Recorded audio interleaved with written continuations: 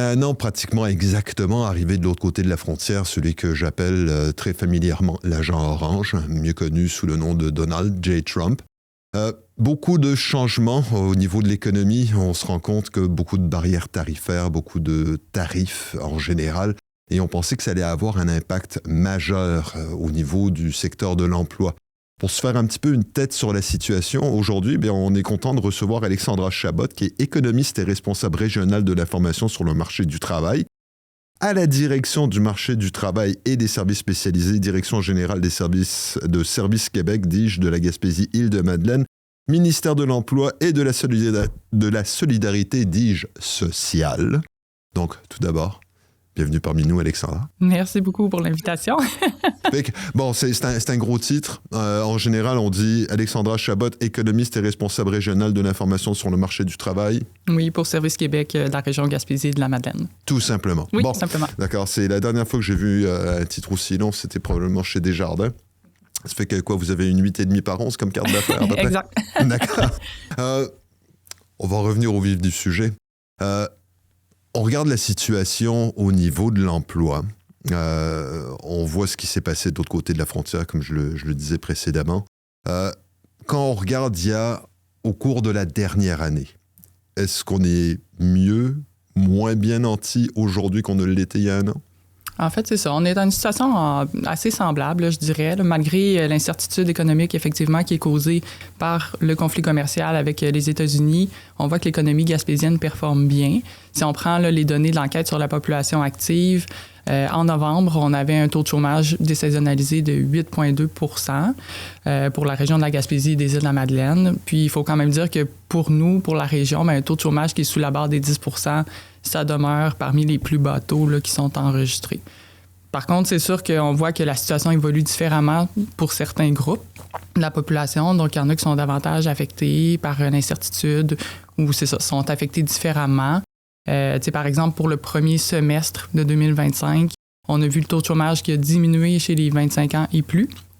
Tandis que pour les jeunes de 15 à 24 ans, eux, ça a été un petit peu plus difficile d'intégrer le marché du travail là, que par rapport aux années précédentes. Ça, parce qu'il y a un an à peine, je me souviens, il y avait les jeunes, on va appeler ça comme ça. Il y avait une pénurie de main-d'œuvre, mais qui était absolument incroyable. On voyait effectivement les employeurs s'arracher les cheveux ou le peu de cheveux qui leur restait. On pouvait perdre un emploi d'un côté, puis une demi-heure plus tard, aller en chercher un ailleurs. Aujourd'hui, on a l'impression que c'est plus tout à fait la même dynamique. Oui, en fait, la situation des jeunes était vraiment particulièrement bonne au cours des dernières années. Par contre, historiquement, le taux de chômage des jeunes est toujours un petit peu plus élevé que pour la moyenne des gens. C'est la première fois qu'ils intègrent un emploi et tout. Donc, habituellement, c'est toujours un petit peu plus élevé. Puis là, c'est sûr qu'avec l'incertitude économique, les jeunes occupent souvent des emplois à temps partiel, temporaires ou saisonniers, ce qui fait que c'est évidemment là, les emplois qui sont les plus faciles à couper en période d'incertitude. Donc, c'est sûr que c'est l'une des raisons qui a pu expliquer là, que ça a été un petit peu plus difficile pour eux cet été. Par contre, je pense que c'est quand même important de préciser que la rareté de main-d'œuvre, ça demeure l'une des principales préoccupations des entreprises. Donc, oui, il y a eu un peu moins d'embauches, mais on a vu peu de licenciements aussi. Donc, même s'il y a un ralentissement des opérations, parfois, les entrepreneurs essaient de conserver leurs effectifs là, le plus longtemps possible. Ils savent que c'est long, que c'est coûteux de retrouver là, des travailleurs qualifiés. Donc, c'est pour ça que depuis l'entrée en vigueur des tarifs, on voit que l'emploi est resté relativement stable là, dans la région. Ce qui est relativement surprenant quand même, parce que quand on regarde les différents secteurs économiques, puis on s'entend, la Gaspésie, c'est vaste. Il y a différents secteurs économiques. Qu'on pense par exemple, la foresterie, c'est surtout en Haute-Gaspésie. Les pêches, surtout la pointe gaspésienne. La baie des Chaleurs, c'est encore autre chose. À ce niveau-là, est-ce qu'on a le sentiment qu'au niveau des, des travailleurs qui, M. Legault, très récemment, disait qu'on allait probablement ou peut-être perdre jusqu'à 50% des entreprises et des travailleurs qui travaillent dans le domaine forestier. Est-ce que c'est quelque chose qu'on voit poindre ou où on est en train de se préparer? En fait, c'est ça. Même si l'emploi est resté relativement stable, il y a toujours des créations d'emplois, des pertes d'emplois dans tous les secteurs qui fait que, oui, au final, ça s'équivaut. Mais oui, on a vu des variations plus dans certains secteurs. Si on regarde l'emploi moyen de janvier à novembre de cette année, là, comparativement à 2024, on a par exemple vu une baisse de l'emploi légère là, dans le secteur de la fabrication. On a aussi vu une baisse de l'emploi dans les services gouvernementaux. Tandis qu'on a vu une hausse de l'emploi dans le secteur de la construction. On a aussi vu une hausse de l'emploi dans les services à la consommation, ce qui inclut là, notamment l'hébergement-restauration et les autres services là, comme les soins personnels, les services de réparation. Donc, c'est ça. Il y a des variations qui sont différentes selon les secteurs. Puis effectivement, c'est sûr qu'on porte une attention particulière aux secteurs qui sont davantage touchés par les tarifs douaniers. Que ce soit les tarifs douaniers américains ou chinois. Donc, on a l'industrie du bois là, qu'on sait qui est particulièrement touchée, là, en fait, où les droits de douane imposés sont particulièrement importants. Donc, on porte une attention particulière à des secteurs comme ça. D'accord, là on parle foresterie. Un autre secteur qui est extrêmement important, surtout dans la pointe gaspésienne, c'est au niveau des pêches. On pensait que ce serait une catastrophe avec ce qui est arrivé au niveau de la crevette, ce genre de choses.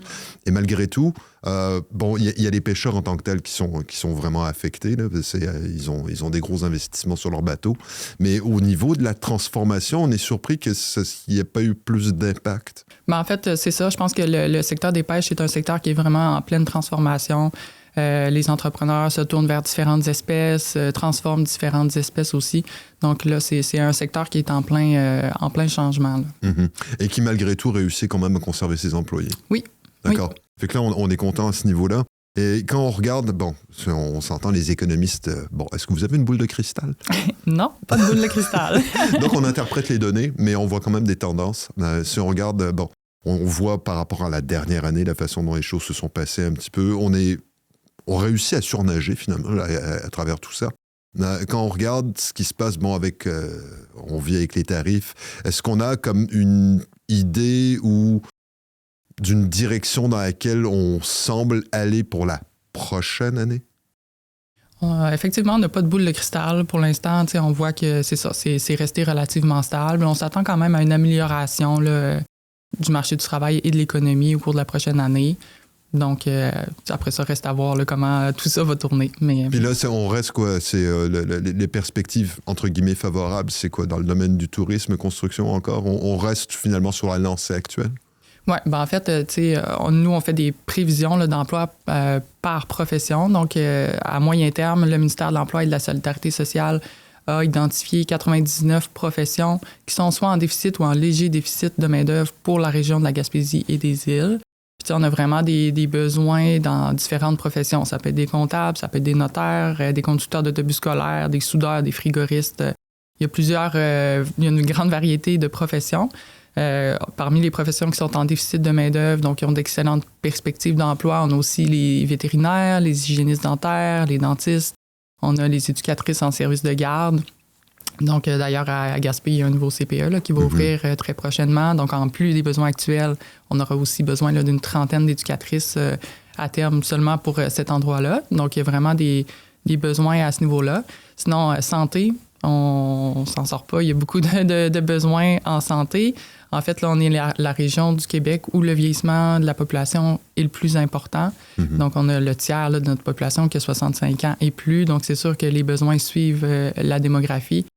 Donc, on a des besoins, pour des médecins, des infirmières, des préposés aux bénéficiaires, mais on a aussi des besoins pour des psychologues, pour des ambulanciers, des techniciens de laboratoire, des synalos. Oui, il y a vraiment en santé, là, la majorité des professions sont en déficit de main-d'œuvre. D'accord, donc ça, c'est autant les comptables que les dentistes, que les médecins, que les infirmières, que les plombiers, que les soudeurs, Alouette et compagnie. Oui, on a, c'est ça, 99 professions qui regroupent certaines autres appellations d'emploi. Ouais. Puis à ce moment-là, c'est au niveau des perspectives positives, perspectives négatives, dans quel domaine est-ce qu'on évite justement de regarder?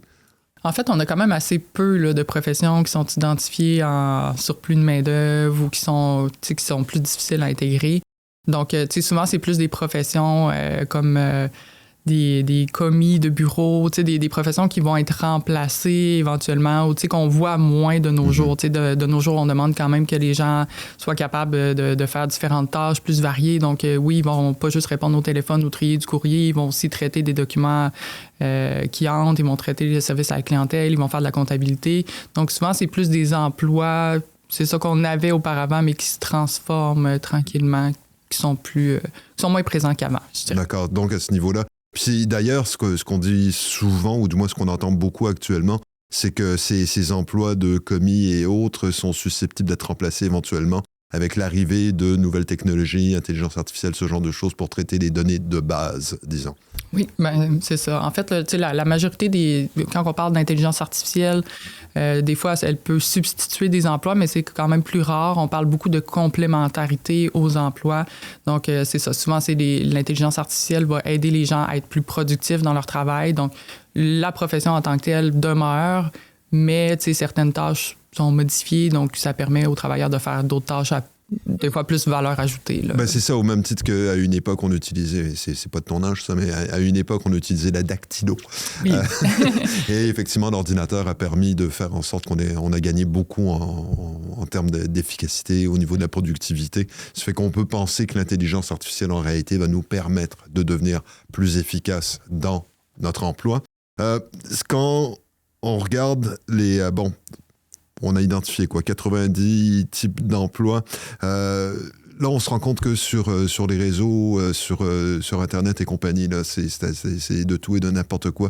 À un moment donné, on ne sait plus exactement où chercher de l'emploi, justement, pour savoir quels domaines sont en demande, ou encore, même pour les jeunes, justement, à savoir dans quel domaine étudier, où il y a réellement de la demande. Est-ce qu'il y a des outils qui sont meilleurs que d'autres, justement, pour trouver ces emplois qui ne sont pas nécessairement cachés, en réalité, mais qui sont au milieu du web? Oui, on a Québec Emploi, qui est la plateforme là, gouvernementale de recherche d'emploi. Donc, les employeurs et les gens peuvent s'inscrire gratuitement puis chercher des emplois là-dessus. Sinon, pour s'informer sur les professions, les perspectives d'emploi, il y a québec.ca là, où il y a des pages par profession. On a aussi identifié là, les métiers d'avenir sur ces pages-là. Donc, les jeunes peuvent se promener, chercher quelle profession offre d'excellentes perspectives d'emploi selon le niveau de scolarité aussi ou différentes là, caractéristiques. Fait que on peut trouver tout ça sur les sites d'Emploi Québec. Oui. En terminant, est-ce qu'on est... comment dirais-je, optimiste pour la suite des choses? Oui, on est optimiste. Là, on voit vraiment là, que même en ce moment, c'est ça, il y a d'excellentes possibilités d'emploi. C'est ça, on parle, il y a une demande accrue de main-d'œuvre là, dans certains secteurs, les secteurs bien connus de l'éducation, de la petite enfance, de la santé, comme je le disais. Donc, en ce moment, les gens peuvent travailler aussi. Puis, on a des secteurs qui sont prioritaires aussi, en fait, qui sont jugés stratégiques là, pour la croissance économique. On a les TI, on a justement le génie, la construction. Donc, on parle justement de transformation numérique depuis plusieurs années. On parle aussi là, de cybersécurité qui est de plus en plus importante, l'utilisation grandissante de l'intelligence artificielle. Donc, c'est ça. Tous les emplois, les professions qui sont liées au TI, il y a une demande qui est importante à ce niveau-là. Construction, on a plusieurs besoins. On a la mise à niveau de plusieurs infrastructures. On a la construction de logements. On a aussi différents projets là, d'Hydro-Québec qui sont sur la table. Donc, il y a une demande là, particulièrement importante à ce niveau-là.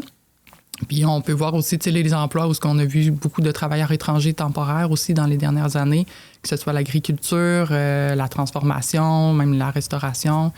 L'hébergement-restauration. Donc, c'est ça, il y a des emplois, des fois qui sont plus d'entrée sur le marché du travail dans ces secteurs-là, mais il reste qu'il y a des opportunités.